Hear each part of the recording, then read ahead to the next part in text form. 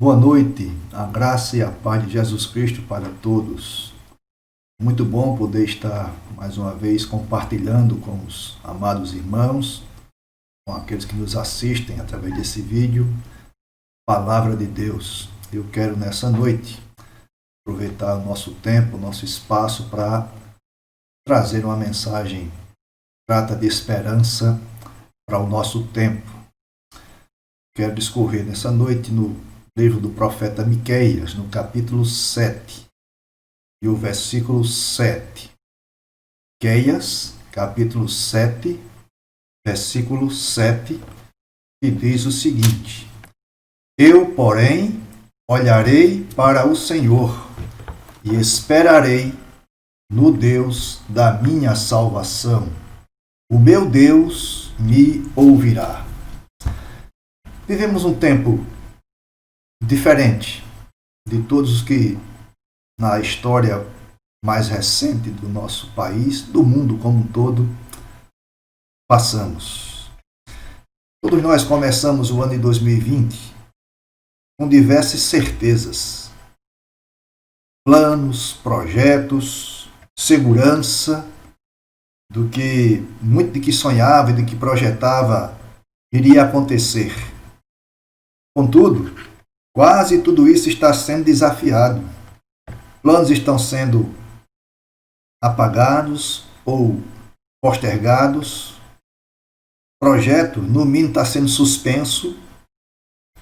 Todos se deparam com o fato de que, por conta dessa pandemia, ou pela crise econômica que ela trouxe e que virá depois que conseguirmos, suplantar essa chamada pandemia, o mundo não será o mesmo desse ponto de vista de economia. Vai levar algum tempo para se chegar a uma recuperação do ponto de vista econômico. Isso nos atinge também. E por que isso nos atinge? Porque nós constatamos, portanto, que em meio a essa condição que vivemos, nós chamamos de crise. O que vem a ser crise? Uma crise é uma mudança brusca ou uma alteração importante no desenvolvimento de qualquer evento ou acontecimento.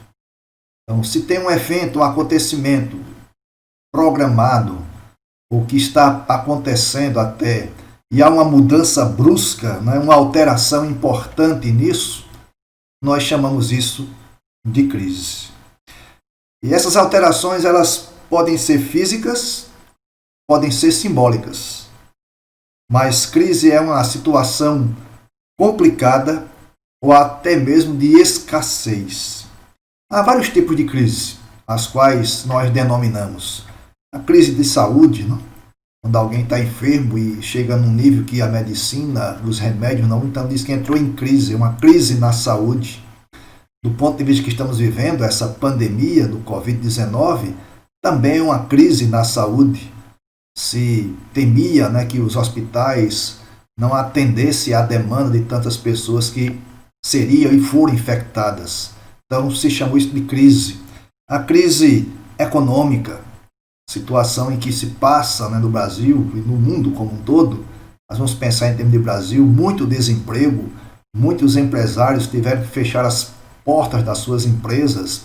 Isso tudo caracteriza uma crise econômica, crise política, uma crise social, crise emocional, crise de fé. Por incrível que pareça, se passa por crise de fé, onde se coloca em xeque se aquilo que se crê realmente é verdade.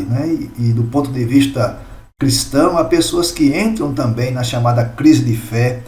E a crise faz parte do homem caído. Essa é a realidade para nós. Então, crise nos acompanha desde o momento da ruptura de uma vida prazerosa, uma vida que vivia em perfeita harmonia, o homem com Deus, e no momento da queda, ou seja, do pecado que Adão e Eva cometeram, de desobediência, de rebelião contra Deus, então isso traz para nós como consequência a crise. Então a crise faz parte do homem caído, né? Toda essa mudança brusca desse relacionamento com Deus, isso caracteriza uma crise. Portanto, o homem caído, a sociedade caída na qual estamos inseridos, vive nessa crise.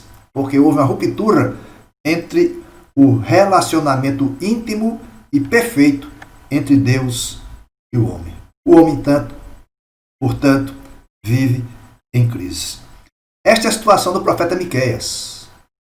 Olhando e constatando a nação, né, a nação de Judá, o reino do sul, ele constata que essa nação está em crise. E ele faz um diagnóstico da sua nação. E faz um diagnóstico do seu povo. E em toda a sua profecia nós encontramos isso. Basta uma leitura do capítulo 7, já dá para a gente entender a indignação de Miqueias, né? O homem que Deus levantou para levar essa mensagem para o seu povo, e o porquê do juízo divino está às portas. O capítulo 7 nos traz a razão disso. Wildran disse o seguinte: nenhuma grande nação jamais foi vencida até se haver destruído a si própria. Era isso que estava para acontecer com Judá, o reino do sul. Então, o profeta começa o capítulo 7 com um ai. Então vejamos, capítulo 7, verso 1. Ai de mim! E é interessante que isso é um sinal de desespero. Porém, o profeta termina com palavras de esperança, os versículos 18 a 20. São palavras de esperança do profeta Miqueias. A razão da mudança de sua atitude está no versículo 7, que nós lemos. Observem, o versículo 18 a 20, a mensagem de esperança, Miqueias diz: Quem, ó Deus, é semelhante a ti, que perdoas a iniquidade e te esquece da transgressão do restante de tua herança. O Senhor não retém a sua ira para sempre, porque tem prazer na misericórdia. Tornará a ter compaixão de nós, pisará aos pés as nossas iniquidades e lançará todos os nossos pecados nas profundezas do mar. Mostrarás a Jacó a fidelidade e a Abraão a misericórdia, as quais jurastes a nossos pais desde os dias antigos. Então ele começa com o ai, o capítulo 7, termina com essa mensagem de esperança. Mas a razão é o versículo 7, em que Miqueias diz: Eu, porém, olharei para o Senhor e esperarei por Deus da minha salvação. O meu Deus me ouvirá. Agora, atente para os fatos que Miqueias constata entre o seu povo. Observem. Primeiro ele constata e denuncia que em Judá estava havendo um aparelhamento do Estado para saquear o povo, tomar do povo. Capítulo 2, versículos 1 e 2, Miqueias registra o seguinte: Ai daqueles que no seu leito imaginam a iniquidade e maquinam o mal, à luz da alva o praticam, porque o poder está em suas mãos. Se cobiçam campo, os arrebatam, se casa, as tomam. Assim fazem violência a um homem e à sua casa, a uma pessoa e à sua herança. Essa é a constatação de Miqueias para o povo de Judá. Os líderes, não é? Diz aqueles que estão maquinando isso contra o povo, maquinam o mal no leito, ou seja, no local e ao amanhecer, eles já colocam em prática, em ação, esses planos, porque o poder de fazer o mal está em suas mãos. Então essa é a primeira constatação de Miqueias. O Estado está, portanto, aparelhado para saquear o povo. Depois, Miqueias constata e denuncia a inversão de valores na sociedade. Veja o capítulo 3 e versículo 2. Miqueias 3, 2. Os que aborreceis o bem e amais o mal, e deles arrancai a pele e a carne de cima dos seus ossos. Então, Miqueias está dizendo que houve uma invasão de valores. Total inversão de valores. Se não vejamos, aborrece o bem e amam o mal. Isaías também denuncia isso. Isaías é contemporâneo de Miqueias. Isaías também denuncia: ai daquele que transforma o bem em mal, a luz em trevas. O que chama mal de bem. Miqueias está denunciando isso também aqui no seu povo. Ele constata isso e denuncia isso. Aborrecer o bem e amar o mal. Isso não é apenas tolerância ao erro, é inversão de valores. Mas Miqueias também constata e denuncia que o povo, os líderes, estavam quase como agindo com canibalismo. Capítulo 3, versos 1 a 3. Disse eu: ouvi agora vós, cabeças de Jacó, liderança, né? E vós, chefe da casa de Israel, não é a vós outros que pertence saber o juízo? Ou os que aborreceis o bem e amais o mal, e deles arrancais a pele e a carne de cima dos seus ossos, que comeis a carne do meu povo, e lhes arrancais a pele, e lhes esmiuçais os ossos, e os repartis como para a panela, e como carne no meio do caldeirão? Então, parecia que Miqueias está denunciando um ato de canibalismo. Mas aqui Miqueias está com a linguagem figurada, mostrando que os líderes políticos estavam se servindo do povo, tomando do povo o pouco que eles tinham. E isso era a liderança que estava fazendo isso. Então, longe de proteger o povo, os líderes estavam saqueando, fazendo o povo de presa. Essa é a denúncia de Miqueias. Miqueias também constata e denuncia a corrupção do poder judiciário. Capítulo 3, versículo 11. Os seus cabeças dão as sentenças por suborno. Os seus sacerdotes ensinam por interesse. E os seus profetas adivinham por dinheiro. E ainda se encostam ao Senhor, dizendo: não está o Senhor no meio de nós? Nenhum mal lhe sobreverá. Vejam que ele começa denunciando a corrupção do judiciário, ou seja, eles dão sentenças por suborno. Quem dá a sentença são os juízes. Então Miqueias está denunciando, constatando e denunciando isso. Não havia qualquer esperança de justiça para o povo. Miqueias, portanto, diz que os fracos estavam sendo esmagados pelos fortes, os pobres sendo saqueados, espoliados pelos ricos. Mas Miqueias também constata e denuncia a corrupção da família.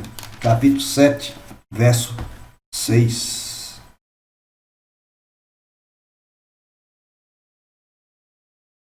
Porque o filho despreza o pai, a filha se levanta contra a mãe, a nora contra a sogra, os inimigos do homem são da sua própria casa. Ou seja, Miqueias está dizendo e constatando, denunciando que a família, o último reservatório moral da nação, também se fez cair.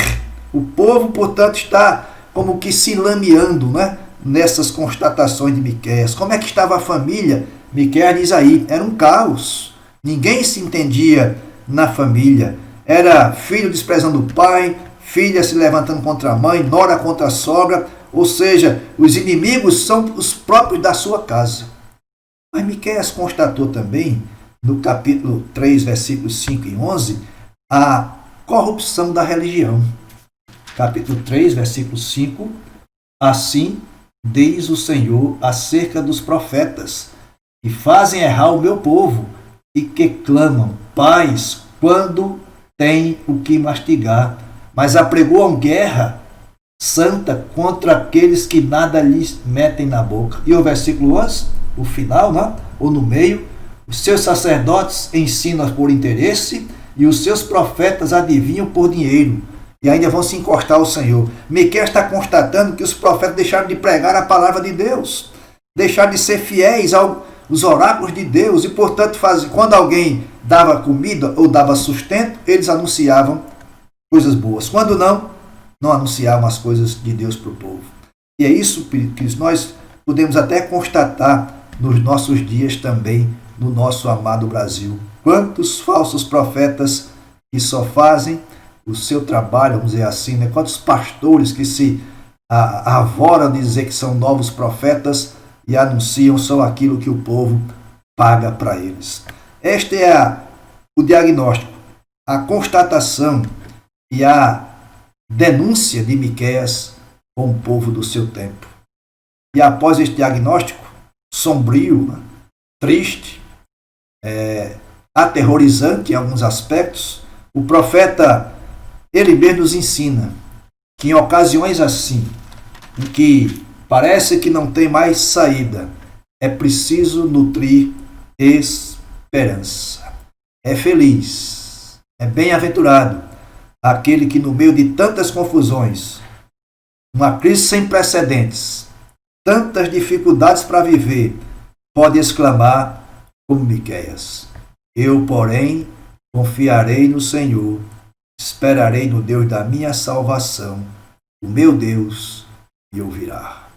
É isso que nós queremos apresentar para os irmãos nesta noite. Observe que a constatação e a denúncia de Miqueias tem muita semelhança com o nosso país, muita corrupção em nosso país, na família, na igreja, na sociedade, no poder judiciário, no poder executivo, no legislativo, em todas as esferas da sociedade, em todas as instituições sociais, nós vemos corrupção e vemos o pecado no meio dessas instituições.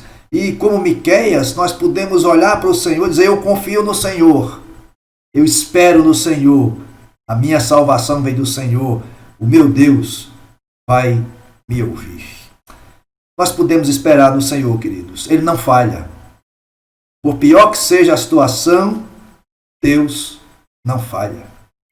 E após um quadro sombrio, de julgamento, destruição, começa agora a raiar a esperança. E Miqueias vai trazer isso. As palavras de Miqueias traz para nós entendermos por que Miqueias pode dizer o que disse no versículo 7 do capítulo 7.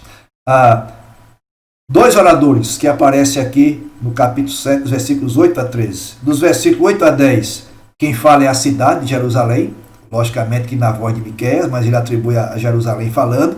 E dos versículos 11 a 13, quem fala é Miqueias. Primeiro o texto vai mostrar uma confissão de pecado. Os versículos 8 em diante, E depois, versículos 11 a 13, Miqueias vai falar. Observe que o versículo 8 mostra que o juízo experimentado por Jerusalém não deveria ser motivo de júbilo, de alegria para seus adversários. Que o texto vai dizer isso para nós também. Na realidade, devia ser temor. Atente para a leitura. Miqueias 7, 8. Ó inimiga minha, não te alegres a meu respeito, ainda que eu tenha caído, levantar-me-ei. Se morar nas trevas, o Senhor será a minha luz. Jerusalém falando, portanto, note que o juízo que Jerusalém está para sofrer, como a disciplina, como castigo de Deus, os seus adversários não deveriam zombar disso. Por quê? Deveriam ter temor, porque Deus é que julga e pune. A disciplina do seu povo, está lá. Deus pune quando o povo peca e não deixará de julgar o que não reconhece a sua soberania e zomba do seu povo. Deus vai julgar também. E Miqueias diz isso. A segunda parte do versículo 8 mostra a confiança de Jerusalém, quando diz: levantar-me-ei, e se morar nas trevas, o Senhor será a minha luz. Ou seja, Jerusalém, na voz de Miqueias, confiava em Deus. Veja o versículo 9. Sofrerei a ira do Senhor, porque pequei contra ele, até que julgue a minha causa e execute o meu direito. Ele me tirará para a luz, e eu verei a sua justiça. Observe que aqui o versículo 9 retrata a profunda consciência de pecado no meio do povo. Miqueias coloca na boca de Jerusalém esse reconhecimento de pecado. A nação, com a experiência trágica do cativeiro, deixaria de confiar em si mesma, de confiar em alianças políticas, em falsos deuses, e na hora da crise olharia para o Senhor. Que lição tão importante para nós. Nessa hora da crise de pandemia, deixemos de olhar para ideologias políticas, Deixemos de olhar para falsos profetas e falsos deuses. Olhemos para o Senhor, como diz Miqueias. Eu olharei para o Senhor e esperarei nele. É interessante que esse versículo 9 parece demais com muitos de nós, que vivemos em pecado de forma que desagrada a Deus, rejeitando o seu chamado à mudança de atitudes, uma mente cauterizada, um coração endurecido, como diz no Antigo Testamento, um povo de dura cerviz, e aí quando sofremos o juízo, então nos arrependemos. Miqueias está alertando a Judá. Isso vai acontecer, porque vocês pecaram. E Deus vai punir esta nação. Deus tem a sua linguagem de amor e a usa. Não é? Quando ela não é ouvida, ele tem a sua linguagem de correção, de disciplina, que também a usa. Mas se trata, né, de algo que, se não for ouvida, a situação será deplorável para o povo. Os versículos 11 e 12 destacam um papel importante para Jerusalém. Ela será o centro do mundo. Observem, no dia da reedificação dos teus muros, nesse dia, serão os teus limites removidos para mais longe. Nesse dia virão a ti desde a Assíria até as cidades do Egito, e do Egito até ao rio Eufrates, e do mar até ao mar, e da montanha até a montanha. O que é que isso quer dizer para nós? Será que Jerusalém vai ser o centro do mundo? A linguagem aqui de Miqueias não pode ser compreendida de forma literal. Não podemos pensar num mundo rendido, né, a Jerusalém, ao judaísmo, como alguns do nosso tempo querem. Do ponto de vista ocidental como um todo, o judaísmo não faz mais sentido do ponto de vista cristão. Não é possível que nós vamos insistir num templo judaico, insistir, com restauração de sacrifícios, como alguns querem fazer. Ver Jerusalém como sendo a regedora do mundo. Isto é, tirar de nossas Bíblias a Epístola dos Hebreus, por exemplo. Desconsiderar o Evangelho de Jesus Cristo e tirar todo o mistério e ministério salvífico do Redentor. O tempo agora é o tempo do Evangelho. Não precisamos mais ficar presos às práticas judaicas. Jesus Cristo já fez o sacrifício perfeito e eficaz. Ele não se repete, nem precisa se repetir. Ele já rasgou o véu de acesso ao Santo dos Santos para termos comunhão com Deus. Não precisamos mais de sacrifícios, de práticas sacrificiais. Não precisamos mais de celebração de festas judaicas. Isso já passou no tempo. Teve o seu simbolismo, teve a sua valia, apontava para Jesus. Mas agora, depois que Jesus veio, instaurou o reino de Deus, e viveu no seu ministério, foi à cruz, crucificado, morreu, foi sepultado, ao terceiro dia ressuscitou de entre os mortos, essas práticas judaicas já não faz mais sentido para nós. E nós precisamos olhar para isso. Deus lida com o seu povo, queridos, ao longo da história. Deus faz com que nós compreendamos que ele age dessa maneira. Uma lição para nós é bem clara aqui. Há juízo de Deus sobre todos, inclusive punição, disciplina para o seu povo. Ser povo de Deus não significa ter sinal verde para pecar, como alguns acham. Eu já sou salvo, eu já faço parte do reino, então estou livre. Paulo escreve aos Efésios, no capítulo 1, versículo 4, e diz que nós fomos eleitos antes da fundação do mundo para viver de maneira irrepreensível e santa, ou seja, de maneira separada, que nada nos repreenda na nossa conduta. O apóstolo Pedro, na sua primeira carta, no capítulo 2, versículos 11 a 17, nos chama para uma conduta de vida cristã exemplar, em casa em particular, em público e em meio à sociedade. Portanto, prestemos atenção a isso. Judá estava sendo punida, Jerusalém estava sendo punida, porque preferiu o pecado, a rebelião contra Deus. Nós precisamos olhar para a história e ver o que Deus tem para nós. Deus, portanto, lida com o seu povo. Deus corrige o seu povo. Deus disciplina o seu povo. Deus leva o seu povo para junto de si. Os adversários ele vai aniquilar.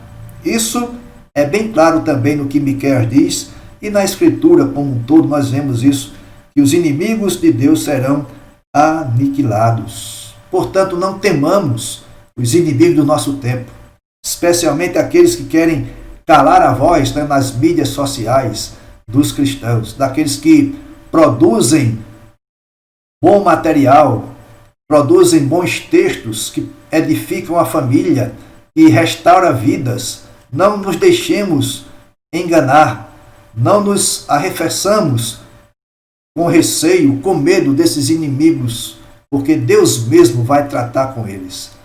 Sejamos apenas fiéis ao Evangelho de Jesus Cristo e anunciemos essa verdade aonde passarmos e aonde pudermos.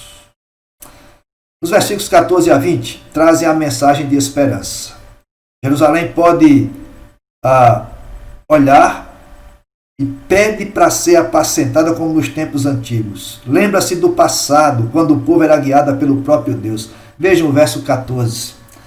Apacenta o teu povo com o teu bordão, o rebanho da tua herança, que mora a sós no bosque, no meio da terra fértil.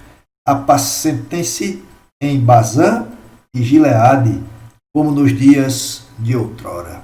Então, o povo está tendo saudade do tempo em que Deus o guiava pela estrada da abundância. Tendo saudade dos dias passados. Os versos 14 e 15 mostram isso para nós. E é interessante que é bom recordar da misericórdia e do cuidado de Deus. Se por vezes nossa vida espiritual é opaca, é sombria, é sem brilho, por certo, não é por falta de interesse de Deus em nos conceder grandes experiências com Ele. Não é. É por falta da nossa disposição de ter uma disciplina espiritual de oração e de leitura da Bíblia. E as nações adversárias vão ver o poder de Deus, o poder de Yahvé pelo seu povo, e vão se envergonhar pelo poder divino. Os versículos 16 mostram isso. As nações verão isso e se envergonharão de todo o seu poder, porão a mão sobre a boca e os seus ouvidos ficarão surdos. Pôr a mão na boca é um sinal de vergonha, e essas nações ficarão envergonhadas porque vão ver o poder de Deus sobre o seu povo. Uma tragédia que nós podemos constatar para a igreja contemporânea, a igreja dos nossos dias, é que o mundo não está vendo o poder de Deus em nossas vidas como igreja.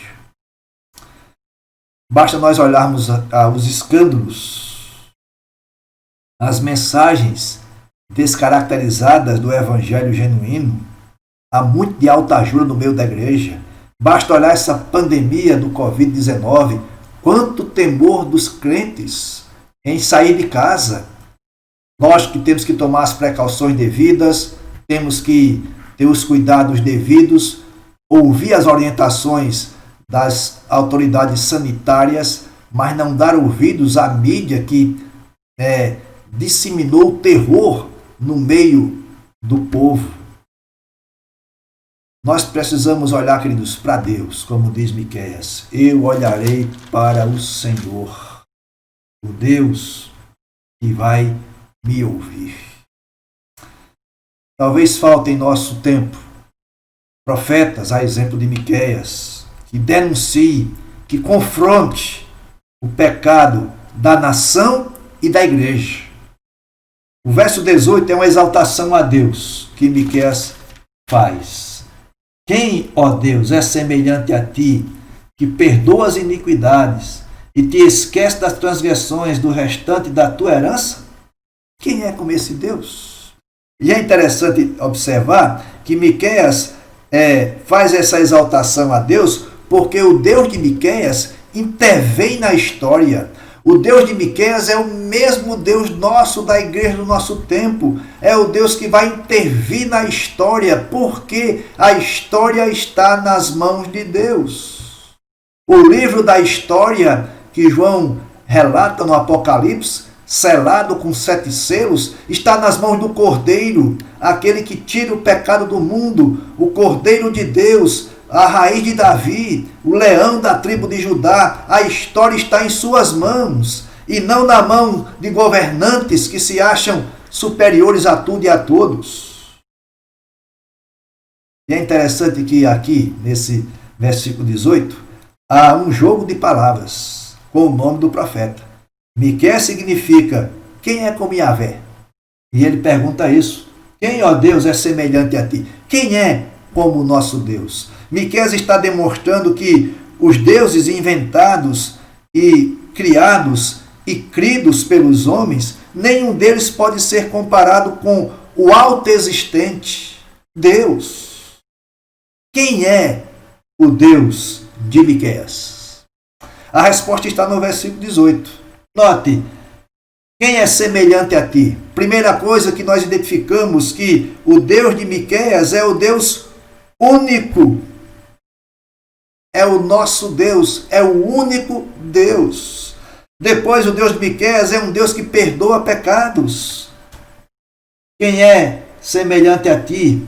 Perdoas a iniquidade. É também aquele que não retém a sua ira para sempre, diz aí, e te esqueces da transgressão do restante. É um Deus que tem prazer na misericórdia. O Senhor não retém a sua ira para sempre, porque tem prazer na misericórdia. Portanto, Miqueias está mostrando por que ele olha para Deus, por que ele espera em Deus e por que ele sabe que Deus o ouvirá. Porque Deus é o único, é Ele que perdoa pecados, é Ele que não retém a sua ira para sempre, é Ele que tem prazer na misericórdia. Por isso que Deus mostra a sua compaixão pelo seu povo. O verso 19, tornará a ter compaixão de nós, pisará aos pés as nossas iniquidades. Ele mostra compaixão pelo seu povo, por aquele que reconhece que é pecador, que pede perdão dos pecados, que reconhece que só em Jesus há salvação.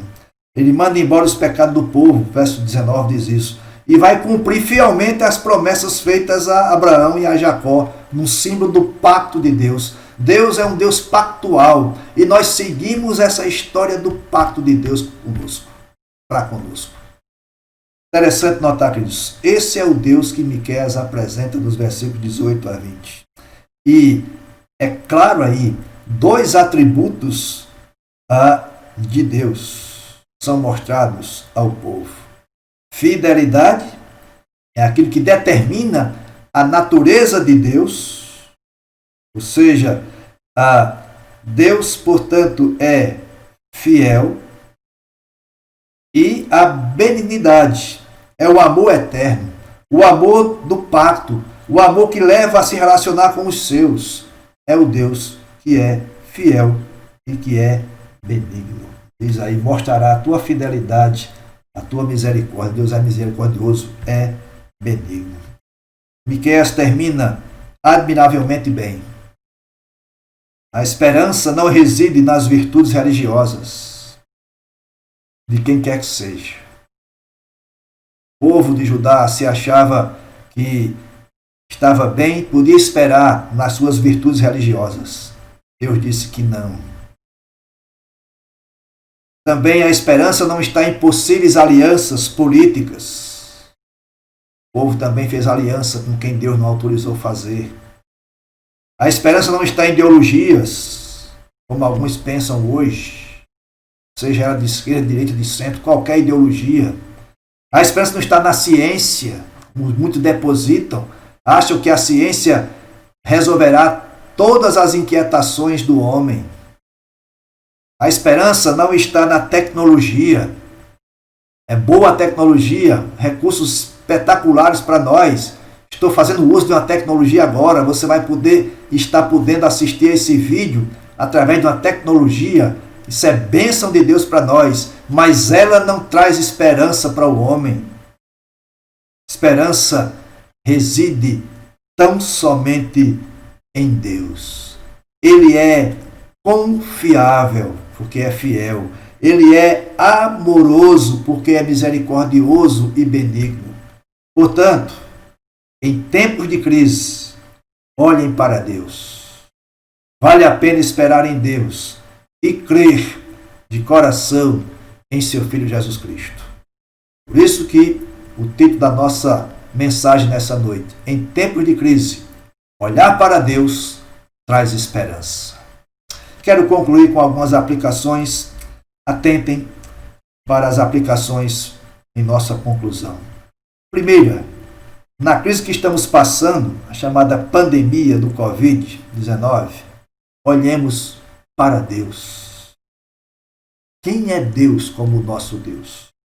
Os deuses pagãos do tempo aqui de Miqueias, no Antigo Testamento, no Novo Testamento, existia vários deuses. No Antigo Testamento, Baal, Astarote, Dagon. No Novo Testamento, Zeus dos gregos, Afrodite, Diana. Eram deuses que os homens tinham e colocavam esperanças neles. Só que esses deuses pagãos, como Baal, Moloque, Astarote, Dagon, Afrodite, Diana, como eu citei no Novo Testamento, os deuses grego-romanos, eles não trazem esperança. Eles não são capazes de perdoar pecados. Pelo contrário, Moloque, por exemplo, se alguém fizesse alguma coisa que não fosse do agrado dele, sabe o que ele pedia? O sacrifício de crianças. Esses deuses pagãos não perdoam pecados. Por isso que Miqueias diz: quem é Deus como o nosso Deus? Na crise que estamos passando, olhemos para Deus. Outra coisa, nos nossos dias, nós temos os deuses do poder político, o Deus do poder econômico, o Deus do poder tecnológico, científico, os deuses da pós-modernidade. Esses deuses não trarão esperança para nós. Por isso que sigamos o profeta Miqueias. Em tempos de crise, na crise que estamos passando, olhemos para Deus, o nosso Senhor, como diz Miqueias. Segunda aplicação, em tempo de crise, olhemos para Deus que é misericordioso. A misericórdia é para viver uma vida santa, que Deus nos chama. Uma vida irrepreensível, como diz o apóstolo Paulo na carta aos Efésios, capítulo 1, versículo 4. E como diz Pedro em sua primeira carta, capítulo 2, versículos 13 a 17. Uma vida cristã irrepreensível, exemplar. Em tempo de crise, olhando para Deus, nós vamos ter esse Deus misericordioso que nos leva a viver assim. Terceiro, em tempo de crise, olhemos para Deus. O Salmo 121 diz: eu elevo meus olhos para o monte, de onde me vem o socorro. O meu socorro vem do Senhor que fez os céus e a terra. Ele não dorme, nem cochila. O nosso Deus está sempre acordado, sempre presente, sempre cuidando de nós. Portanto, quando chegar as notícias de que o Covid aumentou, o número de pacientes tem aumentado, muitas mortes, olhe para Deus. O autor da carta aos Hebreus diz isso para nós. Olhando para Jesus, autor e consumador da nossa fé. É isso que nós precisamos. Apliquemos isso às nossas vidas. E por fim, em tempo de crise, olhemos para Deus. Como diz o hino do HCC, minha esperança até o fim é Cristo, que morreu por mim. Eu creio só no meu Senhor, no nome do bom Redentor. Se lhe não posso a face ver, na sua graça vou viver. Atentem agora.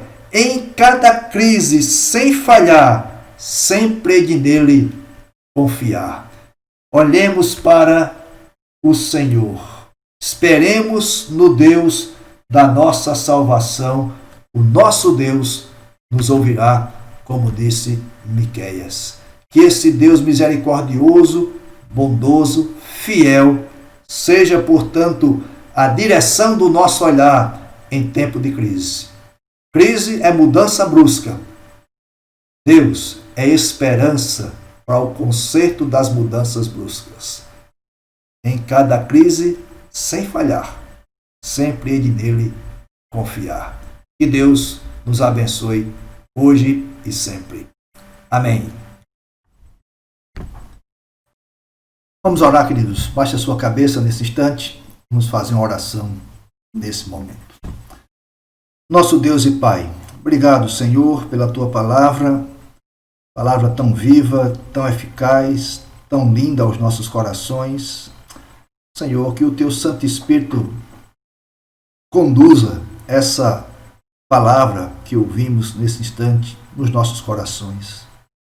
Ó Pai, nos faz compreender que esperança só em Ti. Nos faz compreender, ó Pai, que em meio à crise nós temos que olhar para Ti, Senhor. Assim como fez Miqueias. Que nós possamos fazer também. Na crise que estamos vivendo, a crise de saúde, crise econômica, crise de valores em nosso país, crise na família. Ó Pai Santo, que nós possamos anunciar essa verdade. E em meio à crise, olhar para Ti, nosso Senhor, traz esperança. É a nossa esperança até o fim. É Cristo que morreu por nós. Ó Pai Santo, que verdade tão grande essa, que verdade tão preciosa, saber que Jesus morreu por nós, dando assim a sua vida em resgate dos seus. Obrigado, Senhor, por fazer parte desse povo que Tu escolhestes. Obrigado, Senhor, porque o Teu Santo Espírito nos conduz passo a passo para enfrentar dificuldades, as crises que a vida nos apresenta. Que nessa noite nós possamos compreender essa verdade e, assim como Miqueias, olharmos para Ti, olharmos para Jesus, o autor e consumador da nossa fé. Recebe, Senhor, a nossa gratidão pela Tua palavra e que ela realmente nos incomode, nos confronte a não colocarmos esperança onde não há esperança, mas colocar a esperança de vivermos e de enfrentarmos e ultrapassarmos esta crise olhando para Jesus. É no nome dele que nós oramos. Amém.